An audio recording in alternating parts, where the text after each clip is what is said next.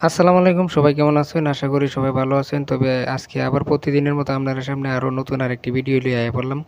তো আজকে বিশেষ করে এই জায়গায় সাগরের যে অবস্থাটা দেখেন, এই জায়গাটা এই মনে করেন যে এক ঘন্টা পরে একেকটা রূপ ধরে। ঠিক আছে? দেখবেন যে ১ ঘন্টা পরে আয়া দেখবেন পানি একবারে উপর পর্যন্ত হয়ে গেছে গা। আর ১ ঘন্টা পরে আয়া দেখবেন শুকায়া গেছে গা। আর ১ ঘন্টা পরে আয়া দেখবেন যে মিডিয়াম হয়ে গেছে গা। এরকম মানে এখন বৃষ্টি বাদল চলতেছে মালদ্বীপ। মানে নিম্নচাপ যেটারে কয় আরকি এইটা চলতেছে। তো দেখেন বৃষ্টির পানি কত সুন্দর পড়তেছে। আমরা দেশে যেমন বাদলা দিন হইলে যেরকম লাগতো, এই এখনের যে দৃশ্যটা, এই দৃশ্যটা কিন্তু আসলে মন জুড়ানো দৃশ্য। মনে হইতেছে যে এটা আসলে গ্রামের মাঝে আছি।